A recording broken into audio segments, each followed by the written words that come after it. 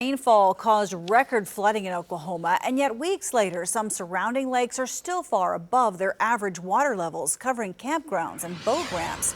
2 Works for You's Tatiana Taylor is live near the Arkansas River tonight with the reason engineers are not releasing more water. Tatiana?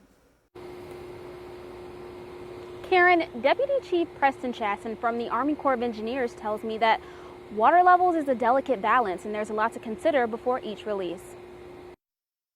And Kansas received the most rain in any May since they've been keeping records in the past 125 years.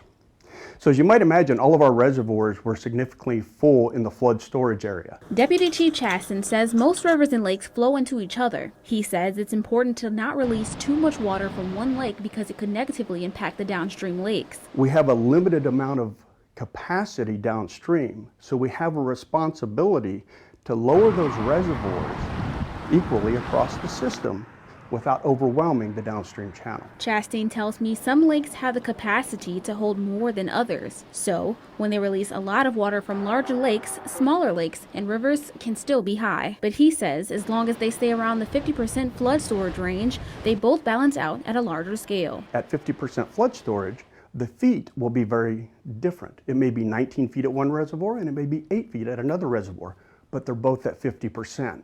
Hydrologist David Williams says the Tulsa area has had a record amount of rain and flooding. He says when each lake reached its flood storage capacity, they did their best to release a safe amount of water without causing another area more damage. During the month of May, 8.3 million acre-feet of water flowed into Keystone Lake. It's a lot of water. You can do that conversion, but that's a lot of water, 8.3 million acre-feet. And what is an acre-foot? That's where you take an acre of land and put 1 foot of water, one foot depth of water on that acre. Williams says the amount of water flowing into Keystone this May was nearly twice as much as the flood of 1986.